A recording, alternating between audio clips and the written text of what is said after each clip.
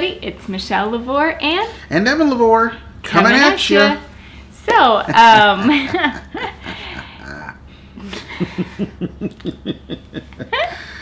it's a maniacal beginning. No.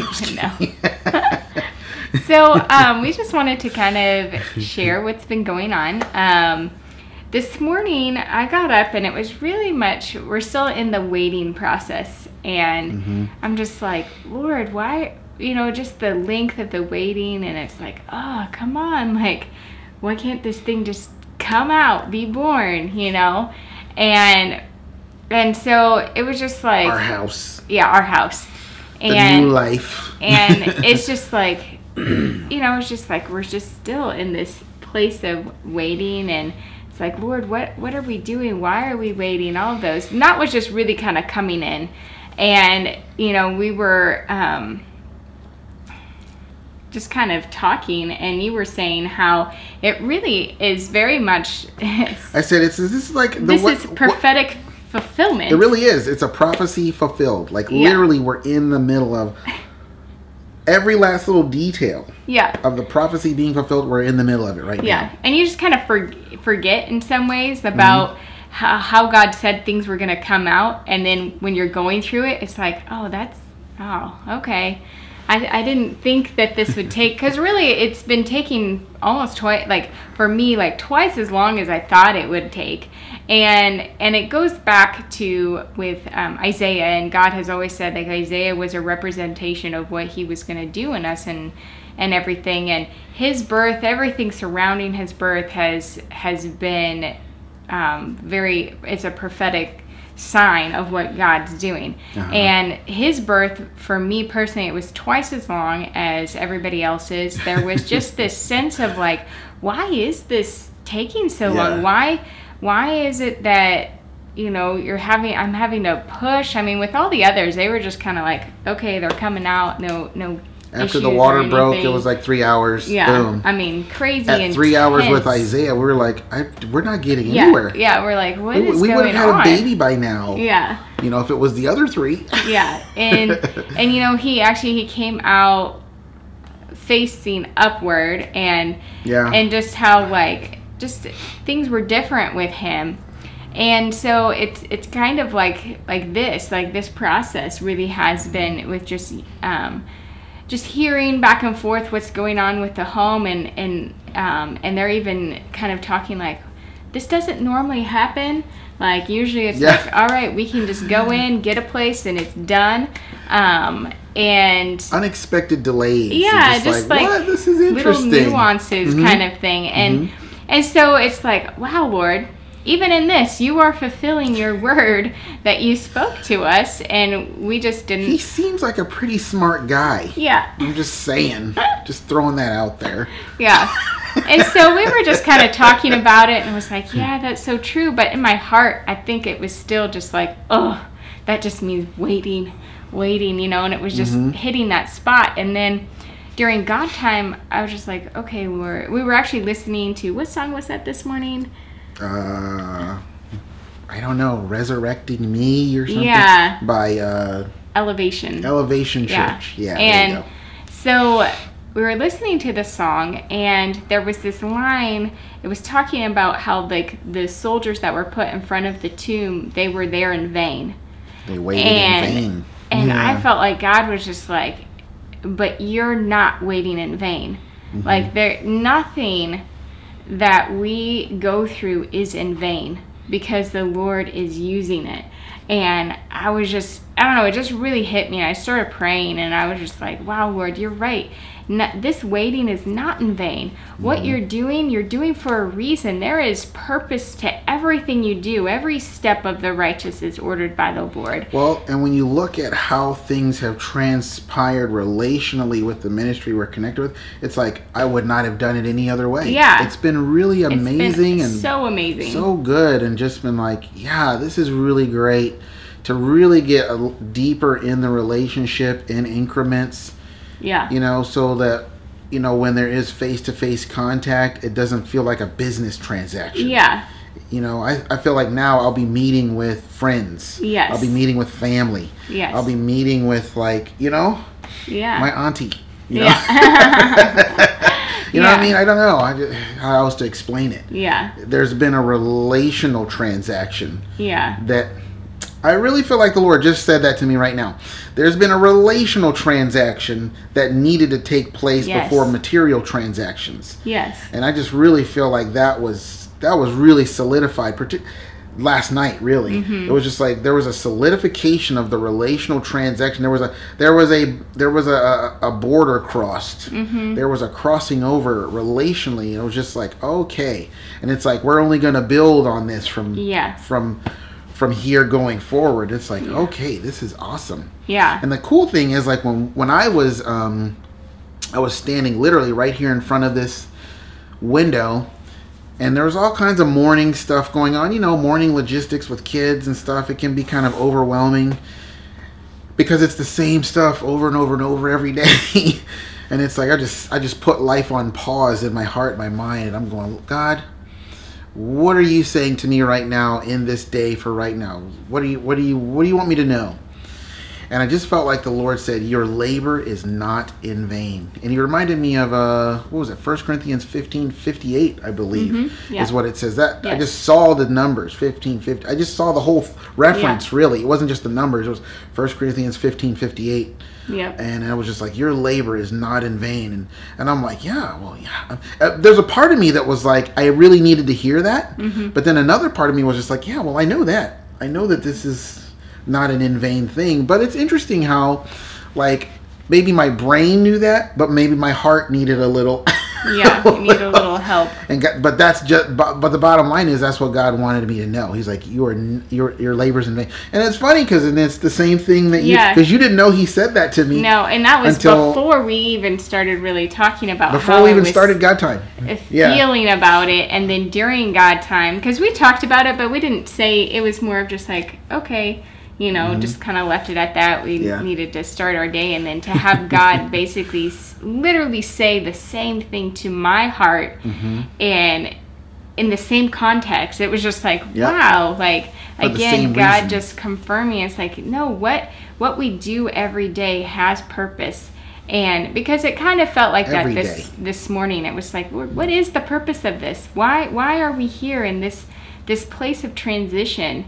And I think that's really just where we've been this whole time for the last, basically since the 14th. The night of. Yeah, the night of like the 14th. It's been a transitional place. And I really think, though, it's just... that's when the door blew open. Yeah, that's when the door blew open. And then we began to get lifted by the Spirit into this wild ride we've been on. And it's been a lot of it's been waiting. And of course, when you're waiting, things feel like they go slow sometimes. And it's like, but God is still so good. And I really feel like this transitional time is so needed. And of course, with God, he is perfect in how he brings us through things. Because he knows how things need to move so that the results are good.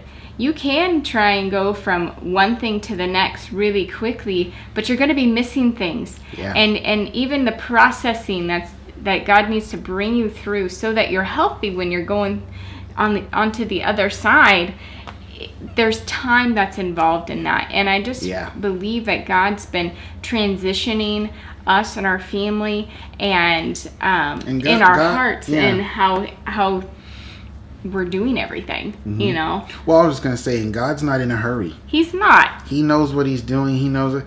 He's good. You know, so it's like, if God is good, then I need to be good. Yes. You know what I mean? And we are. We're good. And and I think it was like, for me this morning as we were worshiping, it was just, I had this picture of just being before God and worshiping, because it talks about in that song, worshiping with all the saints. And it was like, yes, we can be before the Lord every day and just worshiping and praising him. And he has things for us today.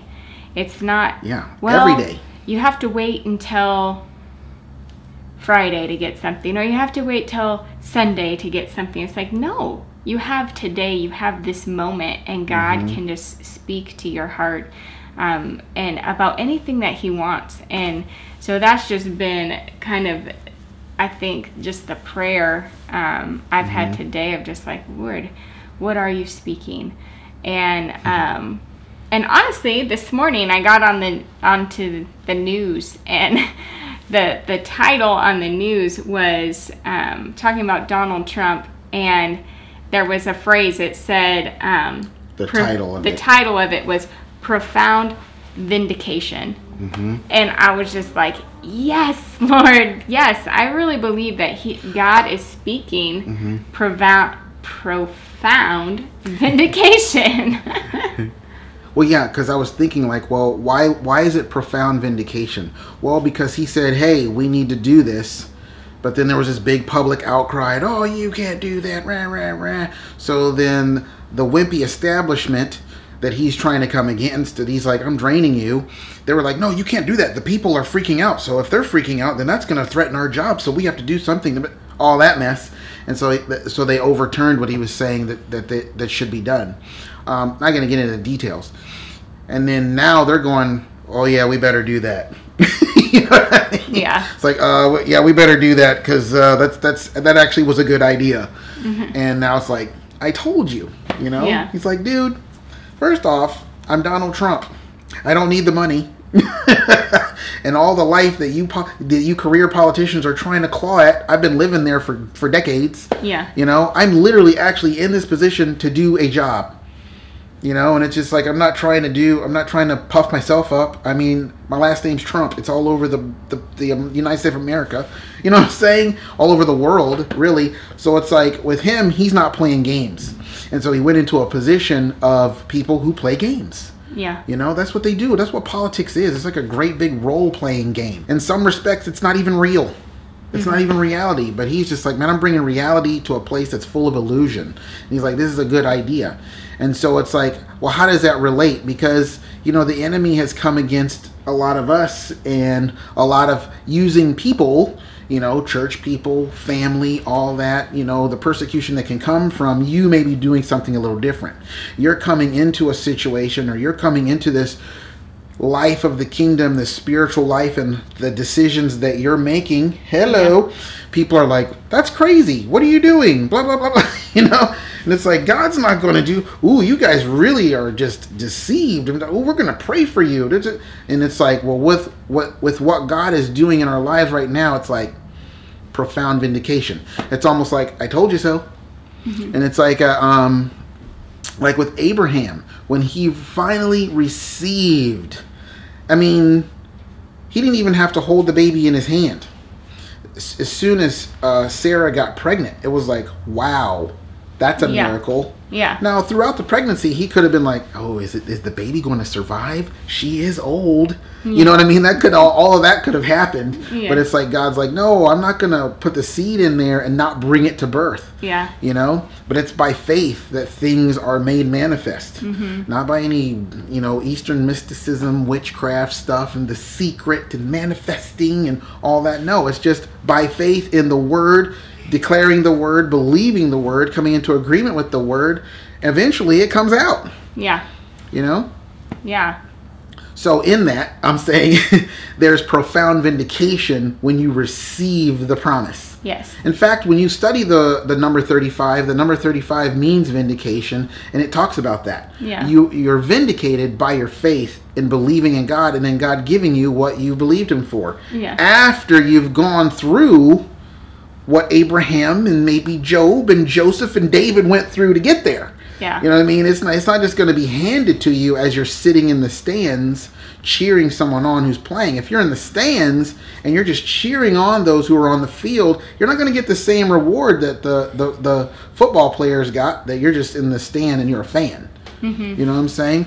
But it's like there's a promise that God's in a purpose, really. Let's talk about a purpose. There is a purpose on each and every person's life, but then there's a way that God has for us to get there, and we have to kind of go through that.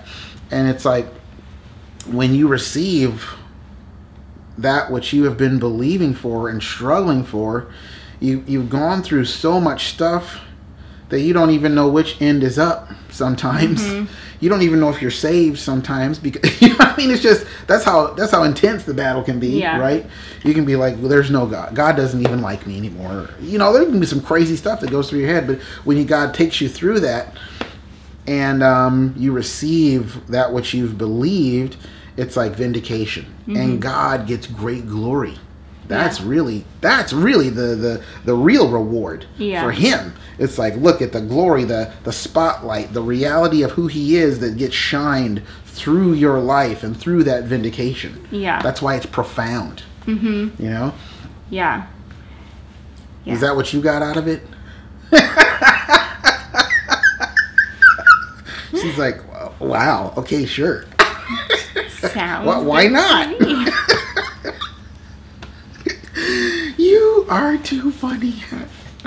So, what was it? Sunday was like a rest day for us. Yeah. And we did do a video yesterday, but we were like, we tried to get a video done because the baby's sleep schedule is so messed up. We're like, well, let's just get one done. And he was in the video, and it just wasn't working. Yeah. Too many. It was too crazy. Yeah. So we're like, we'll just do one today. What we were gonna do. But it's actually a better video today. Because not just because he's not in it and he's sleeping, but there's more to the story. Yeah. There's always more to the story when you know the Lord. Anyway, so it was it was yesterday actually during our God time. I felt like the Lord showed me this momentum thing where we're standing before the banquet doors. The banquet doors blow open and it was like, whoa! Where there's this place where the wind of the Spirit just lifts a bunch of us up and then starts to bring us down to set us in our seat, right? I felt like the Lord said, you're getting ready to be set in your seat. And I was like, that's amazing. And he showed me why Sunday was so quiet. Because it's like when you go up, there's like this brief moment where you feel like you're suspended in the air before you come down.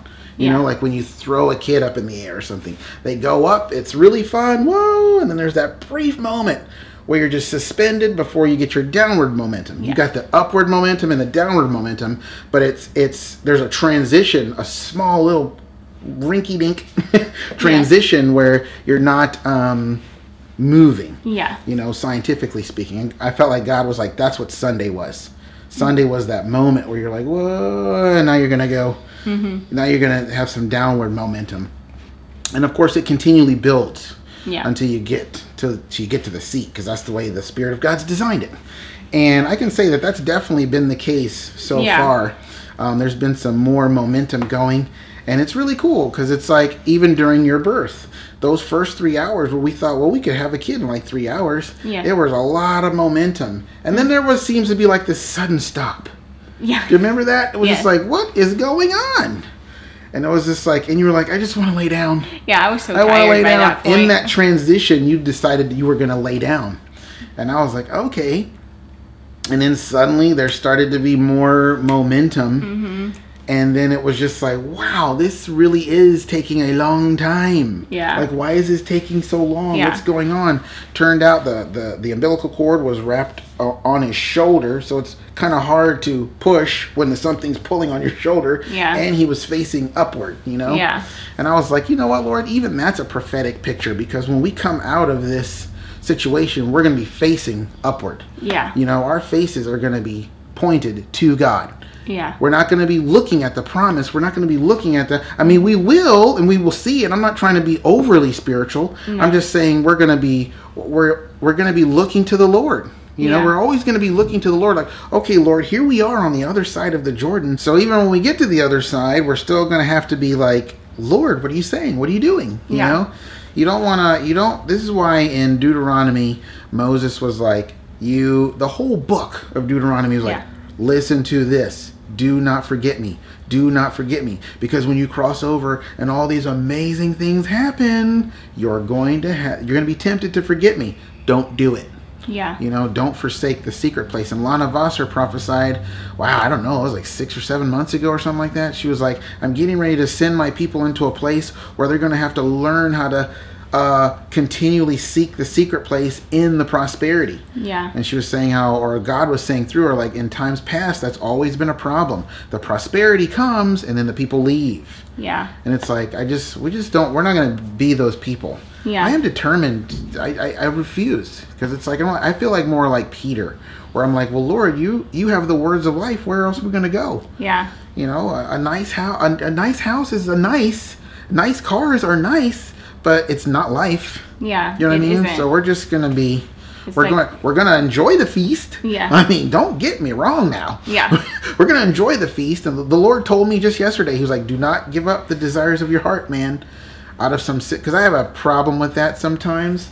Sometimes I get like, "Oh, well, Lord, whatever your will is," and of course I mean that, but in the process, I'm giving up everything that I want. He's like, "No, don't do that." Yeah. And that's like a growth thing for me. Yeah. Learning how to say whatever your will is, but then holding on, because he's telling me, if God's saying hold on to that, then hold on to it. Yeah. You know what I mean? He's saying let go. Let go. You know? Yeah, and I was just reminded this morning too of just how God, he wants us to be fluid. He wants his people to be able to just not hold, like for me with just the timing and being anxious about that sort of thing of like, how is this going to work, and when is this going to happen, and all of that.